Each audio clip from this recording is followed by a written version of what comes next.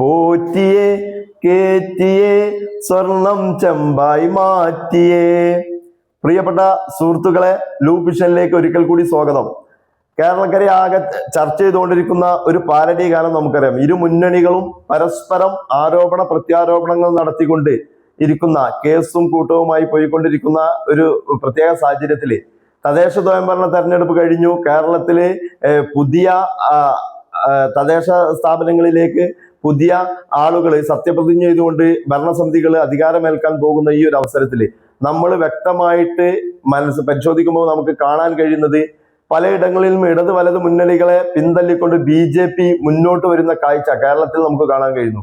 നമ്മൾ 40 വട്ടം മതേതര കേരളം എന്ന് ഉറക്കെ പറയുമ്പോൾ ദേശീയ തലത്തിലടക്കം BJPയെ പ്രതിരോധിക്കുന്നതിന് വേണ്ടിയിട്ട് ഇന്ത്യ സഖ്യം രൂപീകരിച്ചുകൊണ്ട് ഒന്നിച്ച് പ്രവർത്തിക്കുന്ന കോൺഗ്രസും CPM-ഉം മുസ്ലിം ലീഗും അടക്കുന്ന ഒക്കെയുള്ള പാർട്ടികള് നമ്മുടെ കേരളത്തിലെ തലസ്ഥാന നഗരിയായ തിരുവനന്തപുരം ജില്ലയിൽ BJP കോർപ്പറേഷൻ അധികാരത്തിലേക്ക് കടന്നു വരുമ്പോൾ അതിനെ തടയിടുന്നതിന് വേണ്ടിയിട്ട് ഒറ്റക്കെട്ടായിക്കൊണ്ട് യാതൊരു നടപടികളും സ്വീകരിക്കുന്നത് നമുക്ക് കാണാൻ കഴിയുന്നില്ല.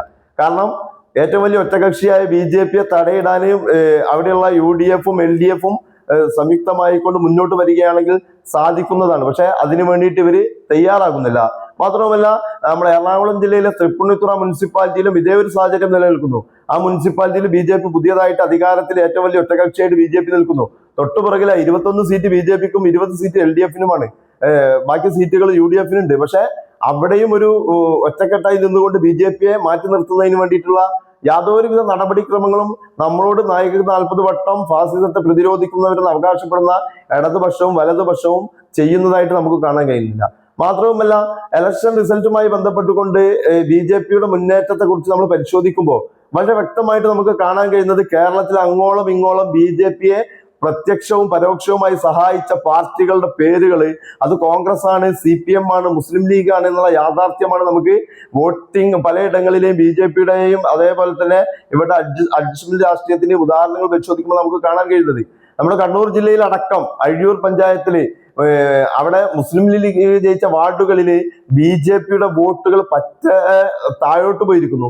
അതേപോലെ തന്നെ പല സ്ഥലങ്ങളിലും BJP ജയിച്ച ഇടങ്ങളിൽ മുസ്ലിം ലീഗിന്റെ വോട്ട് കുറഞ്ഞു ഇരിക്കുന്ന ഉദാഹരണങ്ങൾ നിരവധി കേരളക്കരയിൽ നമുക്ക് കാണാൻ കഴിയും. എന്തിനേറെ പറയുന്നു, പരപ്പനങ്ങാടി മുനിസിപ്പാലിറ്റിയിൽ BJP 26-ാം ഡിവിഷനിൽ 30ഓളം വോട്ടുകൾക്കാണ് BJP ജയിച്ചത്. അവിടെ 2ാം സ്ഥാനത്ത് LDF, 3ാം സ്ഥാനത്തും UDF-ഉമാണ്. എന്തുകൊണ്ടാണ് നമ്മളോട് നിരന്തരമായി കൊണ്ട് ഫാസിസത്തെ പ്രതിരോധിക്കുന്നവര് ഞങ്ങളാണെന്ന് അവകാശപ്പെടുന്ന മുസ്ലിം ലീഗ് അടങ്ങുന്ന UDF-ഉം LDF-ഉം ഐക്യപ്പെട്ടുകൊണ്ട് ആ BJPയെ മാറ്റിയുള്ള ആത്മാർത്ഥമായ നടപടികൾക്ക് മുന്നോട്ട് വരുന്നില്ല?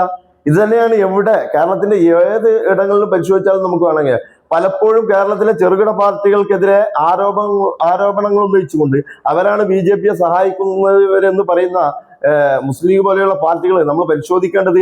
ഓങ്ങല്ലൂർ പഞ്ചായത്തിലെ SDPI പോലെയുള്ള പാർട്ടി 5 വാർഡുകൾ വിജയിച്ചു വരുമ്പോൾ അവിടെ BJP വട്ടപൂജ്യമായി മാറുന്നത് നമുക്ക് കാണാൻ കഴിയുന്നത്.